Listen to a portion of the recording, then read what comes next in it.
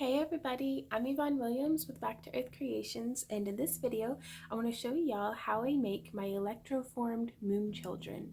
So let's go ahead and get started. For this project I am using a piece that I cast from resin, using a mold that I had made using umu and some jewelry components that I had. Now I also have just a little metal ring and a little cat's eye cabochon. If I had made this out of polymer clay, I could use polymer clay, but since it's resin and I don't recommend baking it, I'm going to use epoxy sculpt to bind and sculpt the rest of the components together.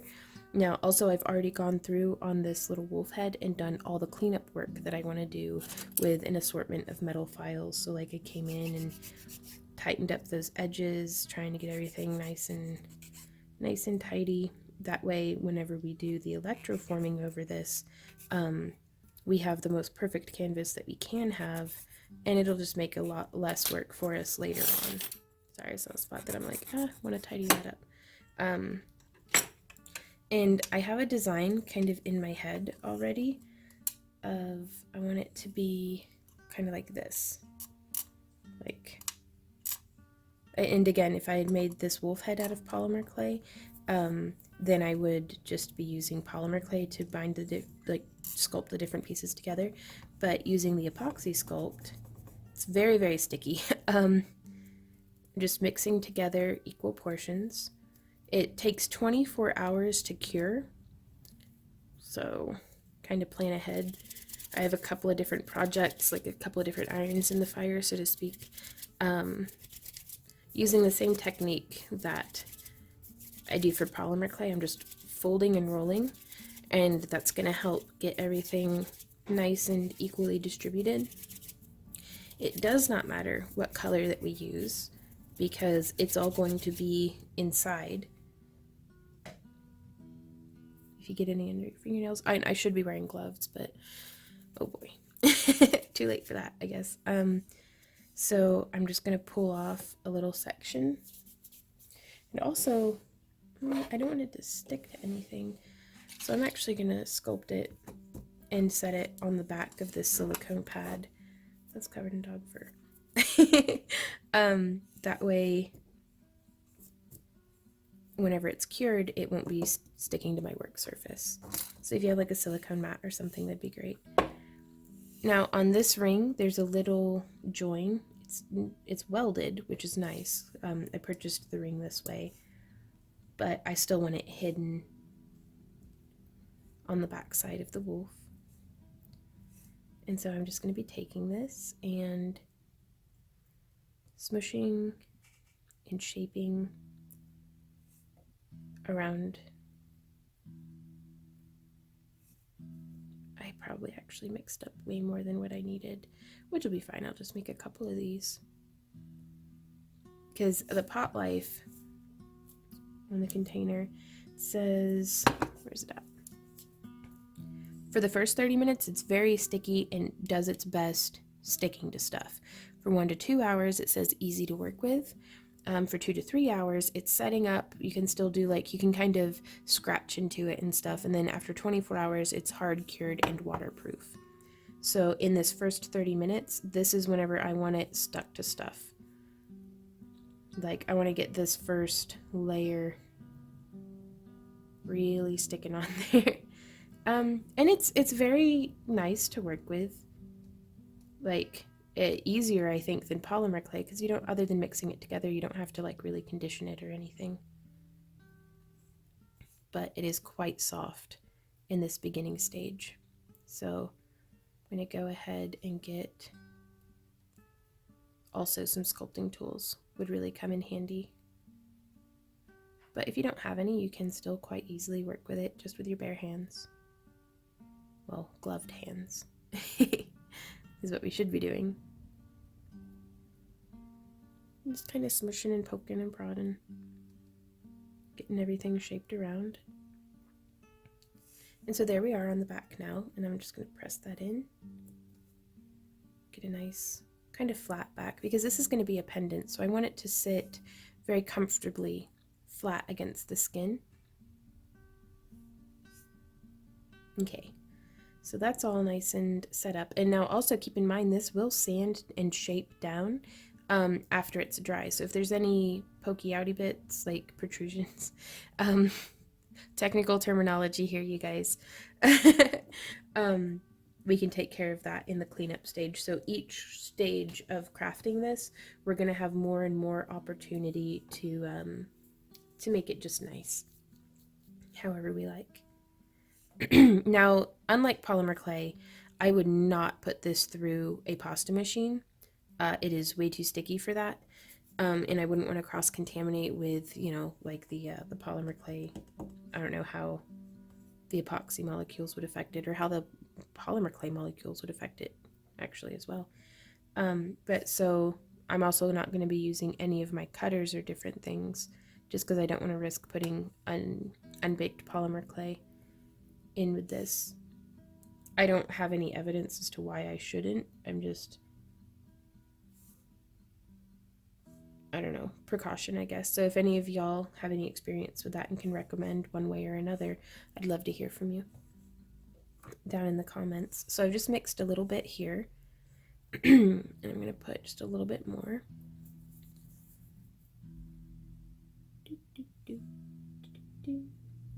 Beep boop.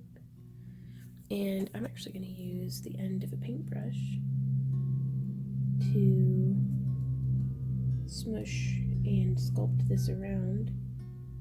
That way they'll be nice and married. They'll be good friends. And you can use all sorts of different stuff to add texture and shape. I'm trying to make sure that this is in line, like with the center of the wolf head. And then I'm going to use our cabochon, or our bead. You could use whatever you like, really. And just smoosh that down and in as best we can. Again, trying to keep it nice and centered, just straight through there. And I'm just going to push up a little bit, make a little bit of a bezel. That way our stone isn't just popping out.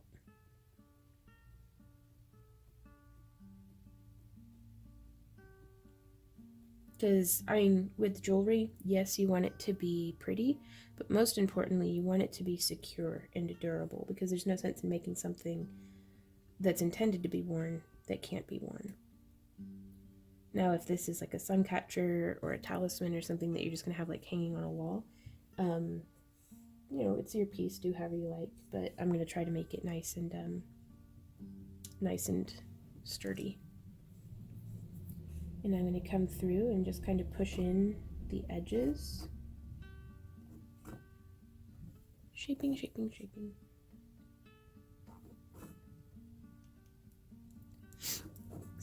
me, got a bit of the sniffles today.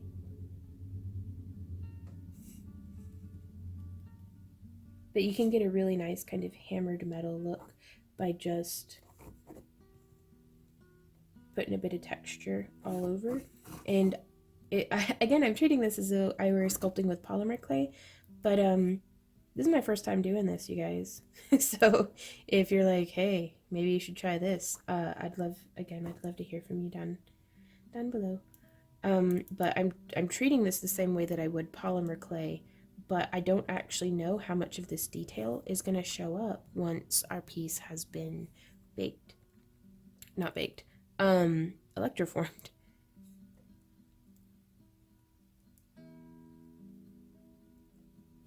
So again, more than anything, focusing on some semblance of symmetry. Oh yeah, I love that silicone because it just peels right off. So now we can start taking a look at it from all angles, and we're not centered up here on the back. So let's see if we can't scrunch that around a little bit while still keeping our stone centered. Well, that's looking a lot better. Pushing that bit of clay down in. Well, it's not clay, but I think you guys know what I mean. Hopefully, the epoxy. There we are. Okay, that's looking quite nice. I really like that. And so now, yeah, we have quite a bit. I mixed way too much. We can take and make just like little balls of epoxy.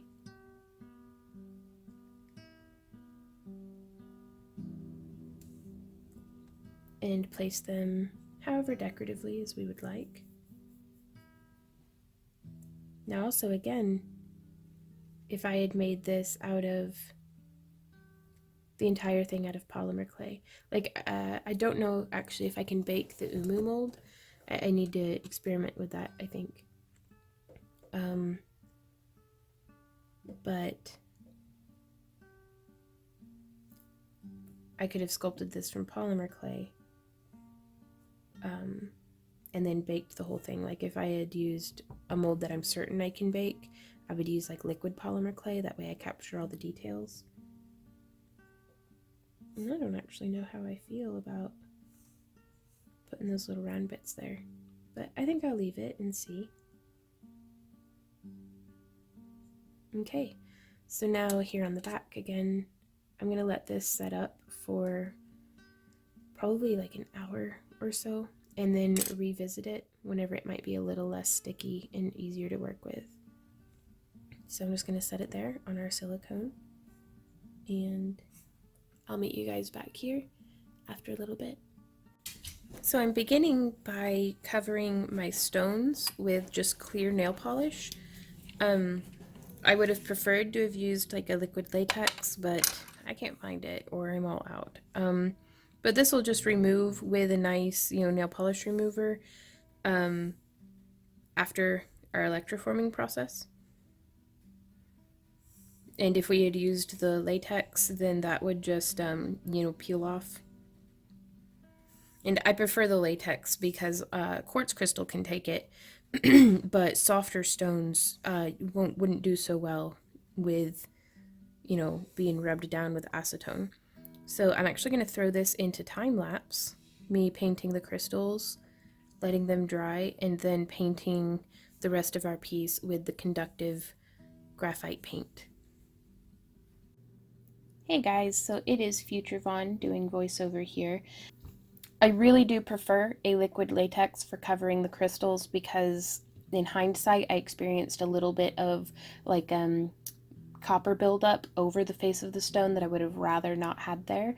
I've watered down using the cap of the graphite paint as the palette. I've watered it down a little bit, and I found that in the future, whenever I like cast my resin with the intention of it being electroformed, I'm going to use a very vibrant, contrasting core color. That way I can really tell where I need to apply more of the graphite. And I ended up doing about 3 or 4 coats onto my base.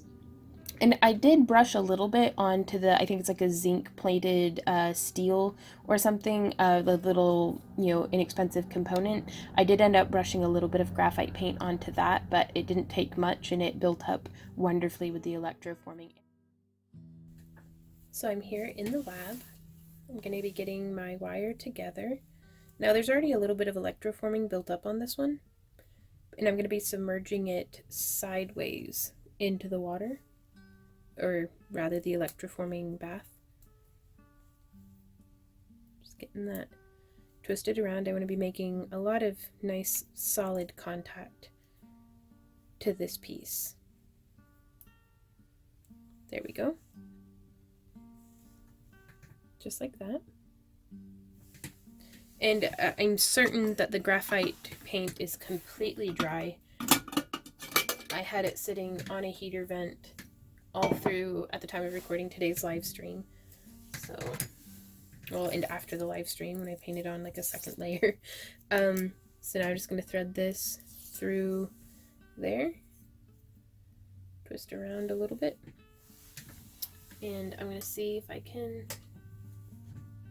Is that completely submerged? That is completely submerged. Our anode is still attached nicely. Attach our diode. Sorry, I know it's not the best lighting for this, but bear with me. So you can kind of see maybe, nope, down in there. It's just suspended in the liquid. I'm going to actually pop the camera off so I can get a better look for you. So here you can see this is the top.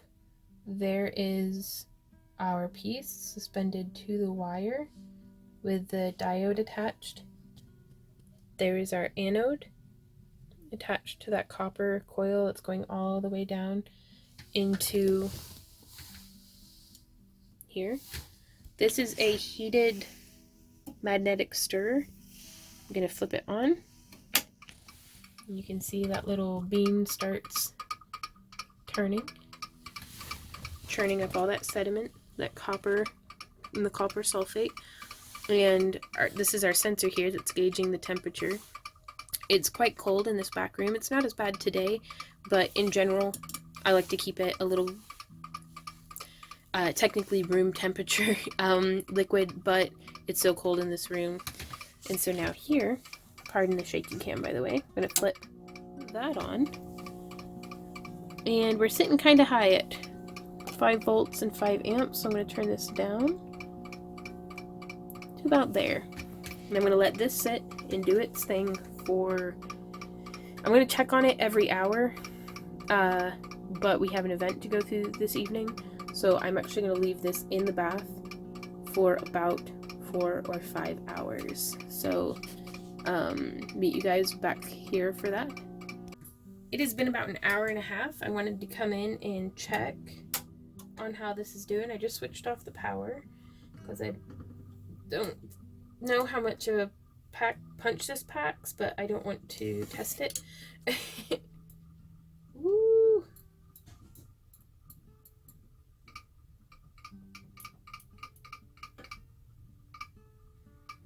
So here we're getting a little bit of accumulation. It's really nicely done on the metal. Dipping this in some water with baking soda. And I'm actually going to make sure that this wire is not building together. Oh, and you can see that actually just chipped the copper right off the copper plating. Well, that's no good at all. Oh no, you can't see because I'm off camera. That's great. So I may have needed to do a graphite layer on this part as well, but we'll see. So I'm just going to move it off to the side and let it kind of change spots. Submerge it back in there. Attach the diode back. Clip and flip it back on. Everything looks pretty good. I'm going to bump it up just a little bit. This is a really big piece, so I'm bumping it up from 3 to 4 amps over here on our rectifier. And we'll be back in probably maybe 2 hours, and we'll check back in on it then. Okay, please pardon the background noise because the heater's going.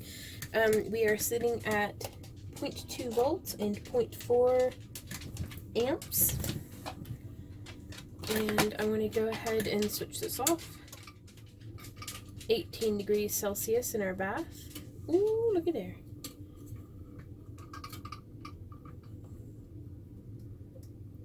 Taking our diode off, draining some of the liquid off of our piece. I think I'm going to need to up. This is looking quite pink, so I'm going to need to up my ampage, I think, is the way that works. Oh man, though, that's looking nice. Not too much texture to it, which makes me happy. I'm going to see if I can't just make sure that it's not joined in that little spot. So that's good. So, oops, well, there went my little chopstick. It's not really doing much here on the back. Huh, that's weird. Maybe I need more graphite paint. So yeah, I'm gonna put that back into the bath and let it keep building up. I actually think I'm going to let it dry off, and I'm going to put a bit more graphite paint here on the back and see if that doesn't do something to help it start building up more. Because I don't want the rest of the layers to get too thick and it like not, you know, I don't want to end up with like pox marks or something. So I'm going to go do that and then pop it, let it dry, pop it back into the bath, and then check in on it again in another hour or so. Hey guys, Future Vaughn here again. I actually ended up leaving this in the electroforming solution for about 12 hours to get, I really wanted a nice solid buildup. I kept it at around a 0.4, sorry, amps. And I'm going through and just trying to, I did get a little bit of texture buildup, little like gnarly bumps and stuff, so I'm just trying to file that off. And the reason why I'm doing voiceover here is I was wearing a respirator, and it's a lot easier to talk without a respirator on. So that, and I can lend a little bit of hindsight. In the future, I am going to put this through my tumbler with stainless steel shot and just maybe a quarter of a teaspoon of burnishing compound before going through and doing all like the filing and stuff. Just it takes so much of the work out of it. There will be links down in the video description to the tumbler that I use, all the tools and materials that I'm using here, and they are affiliate links, so anything that you purchase through there actually goes a really long way in helping support the channel, so I really appreciate that. But also so you can see and then shop around on your own and decide for yourself when, where, and what you'd like to get. But just going through, I do realize that I'm using the file like it were an emery board, but I mean, I don't really think it's hurting the file. It's just a lot easier for me to, get some momentum and pressure going. But I hope I will refine and develop much more efficient techniques as I go. But just going through, and now we're hitting it with a steel wire brush, and you can see this is really bringing out a lot of the details there, like on the higher surfaces of the piece, and this is really serving to just brighten up the piece too. Like, this wire brush doesn't really do much by way of removing texture, but it does really make it vibrant. And I had to be careful. I didn't want to scratch the stone up too much. Again, I think this is something where applying some liquid latex to the stones would have been really handy. Or even having like a little bit of wax or something. I don't know. Again, I'm still so new to this. I'm so new and so ignorant that I don't even know what I don't know. Like, if that makes sense. But it was really nice to just kind of mess around a bit and just, it feels almost like archaeology, a little bit like kind of chiseling away the little bits and pieces of, dirt or buildup, or, there's no dirt on this, but to exposing the brightness underneath all the layers of oxidation. And because it really looked like a relic. I don't know. I also might have been watching too much Stargate. It'd be like channeling my inner Daniel Jackson. Anyways, though, but yeah, just getting it going with the steel bristle brush. I think a brass bristle would work well also. I do like that it's a narrow-headed brush as opposed to like the ones that look like they're intended for cleaning grills or car engines or something. But that's really brushing up nicely. I then made the decision to go ahead and toss it into the tumbler for about an hour, and it really polished everything up nicely. And now I'm mixing some liver of sulfur gel into just hot tap water. You don't want something that's going to be making a bunch of fumes, because it does smell like farts, like just egg farts. And then I do have gloves and a respirator on, just because better safe than sorry. And you can see how rapidly this is working, comparing the two pieces, both of which got sent through the tumbler together. And I really wanted, a quite dark oxidation with this, so I did swish it around in some baking soda water to stop the activation. because the longer you, like, you could dip it and then just set it off to the side and it'll continue to darken down the patina. And I think next time I may go ahead and do that and just let it get just as solid dark as it can. Yeah, just dunk it and look at it. Dunk it and swish it and look at it. I like to save, I feel like if I'm going to stink the house up, I want to do a couple of pieces at a time. I used maybe 3 or 4 drops of the liver of sulfur gel. I very much prefer the gel to, I had a little bin of like some crumbles of liver of sulfur, but they were really old and it just never quite worked. In my previous electroforming video, I was using my old liver of sulfur. Now here we're using some 000, I think this is ultrafine stainless, or not stainless, steel wool, yes, to just polish up the high parts. And that's going a really long way in bringing out the detail, as you can see there. And just polish, polish, polish. Again, being careful to not scrape the stone up. You're just wanting to be careful. But I really like just seeing the piece come to life, bringing up that contrast.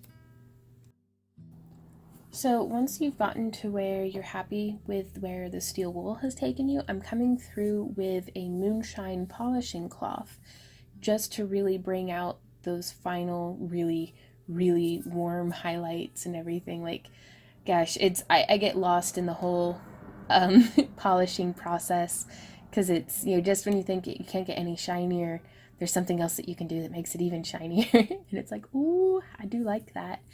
I do use a microcrystalline wax polish, like it's Renaissance wax, and you just kind of like, I rub it on with a bit of paper towel and then go through and do the polishing like this. I don't know how well that holds up. I don't know if I should do the Renaissance wax first and then do the moonshine cloth, or vice versa, but really happy though with those results. Polishing up the back, it makes me so happy. Rub, rub, rub. So this is how both of the pieces have come out after liver of sulfur and polishing and everything. And then this is the third piece that I still have to do the electroforming on, so definitely comes a long way. Hey guys, thanks so much for hanging out with me during this tutorial. I really hope that it was helpful to you. I'm still just learning, so please, if you have some insight or wisdom or advice or ideas, please leave those down below. There are links to all the different tools and materials that I'm using down in the video description, as well as links to my social media. And so if you make something, or whether it's off of one of my tutorials or just in general, I'd love to see a picture of it, so you can tag me on Instagram, or you can post it to my wall on Facebook. There's also links to my Patreon where you can post things over there, and you don't have to be a pledger or anything. The more you pledge, the more you get, and it really goes a long way in supporting keeping our free tutorials coming and stuff. So yeah, links down below. Like, share, subscribe, all that good stuff. And y'all, I am just so excited about this. I really am. Like, I feel like I'm leveling up, and I never once thought that I would actually like be making stuff like this. That's holy crap. Okay, but until next time guys, happy crafting. Bye.